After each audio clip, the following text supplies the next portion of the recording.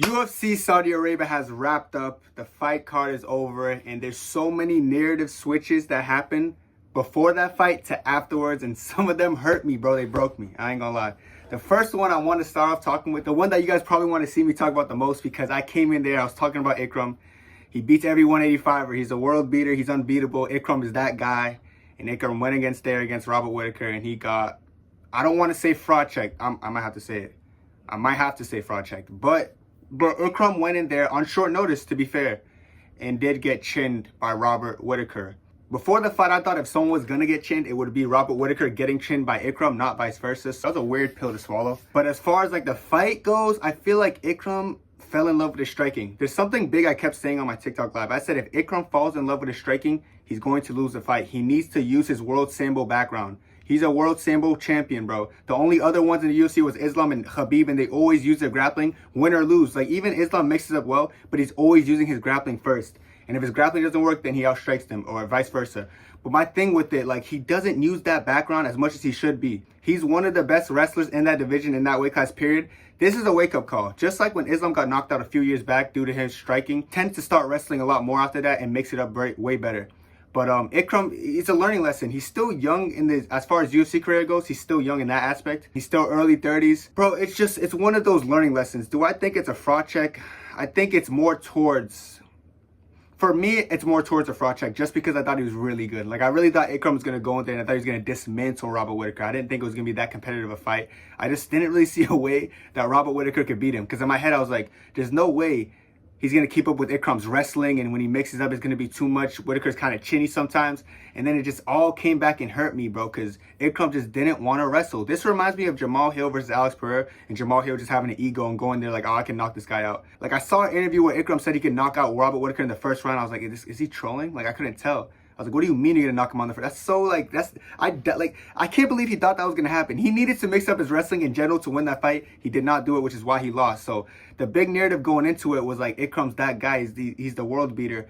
And then afterwards, everyone's calling him a fraud. Everyone's saying fraud check this, fraud check that. Everyone's celebrating a Dagestani fighter losing because everyone just hates Dagestani fighters. I don't know why, but it's one of those things. So definitely a narrative shift for me. I thought Ikram was that guy. I thought he was the future. I thought he was going to get a title shot after this fight. I thought he was going to get fast tracked. But now we got Robert Whittaker, who I guess you could say fraud checked him, and he stopped him in his tracks. So I don't know. I don't know if Ikram is like, I don't want to say Ikram's not him anymore. I do think Ikram could still make a comeback. Like I said, short notice against Robert Whittaker is not easy.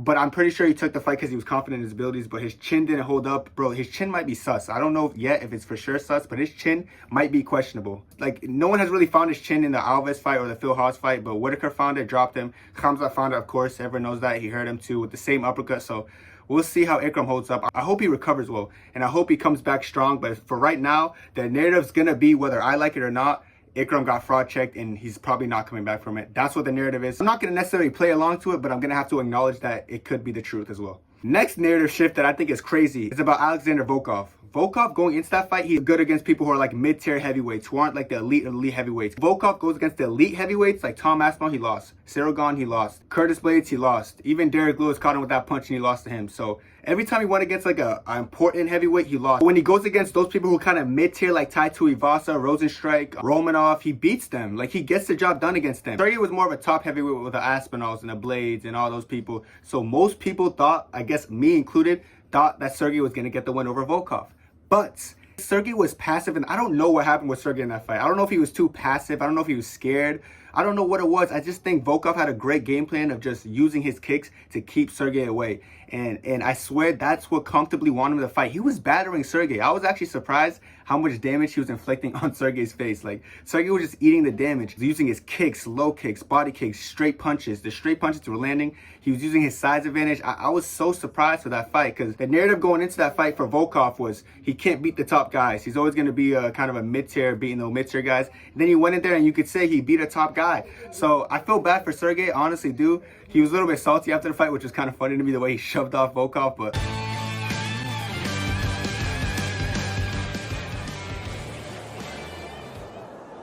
yeah, I think Volkov definitely broke that narrative. Now Volkov went from not beating the top guys to now beating in title contention. Now, We got Sergei Pavlovich. The thing about Sergei, I feel like the narrative going into this was like Sergei was still him, just had a night off against Tom Aspinall. I feel like that was the consensus. That was the narrative. I feel like people thought that he was going to go in there and he's probably going to knock out Volkov. I feel like majority of the people in my Discord, just everyone who watches me, things I'll be seeing on Twitter, they thought that Volkov was going to get knocked out by Sergei because Sergei's power.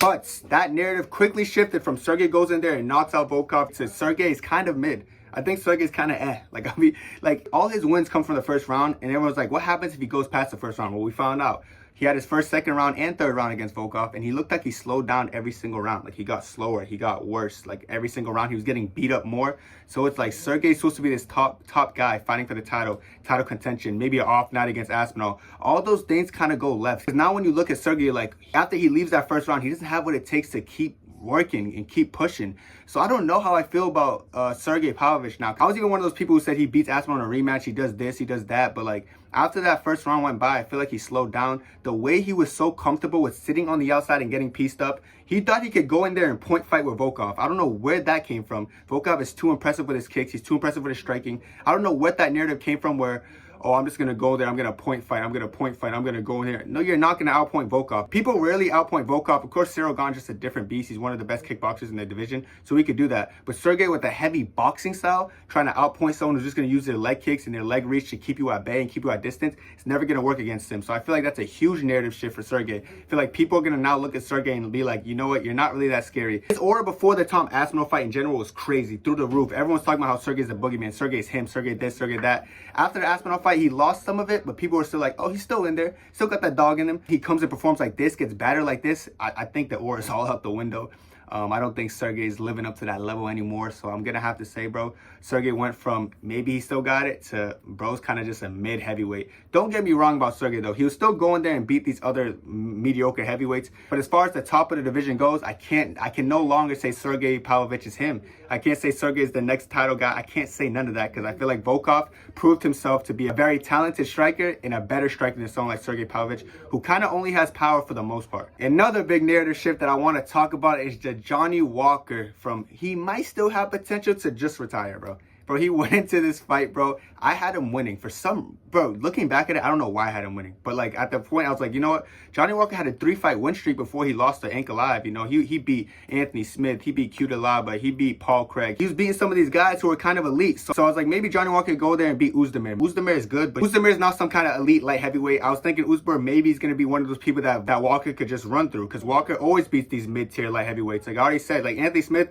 people think Anthony Smith's all that great. He's kind of mid. And that's why Johnny Walker beat him. It was comfortable beating him. Same with Paul Craig, same with all these other light heavyweights. So when I looked at Oezdemir, I was like, Oezdemir's not that great either. Like Oezdemir like also loses to the top of the guys. He's a little bit older now. He's not all that. Like Oezdemir probably loses to Johnny Walker too. However, when the fight was playing out, I was just looking at Johnny Walker. I don't know what he was doing. I think he was literally just standing up straight, covering up. I don't know if he was scared. I don't know if he got hit once and then it was like, okay, I don't want to get hit again.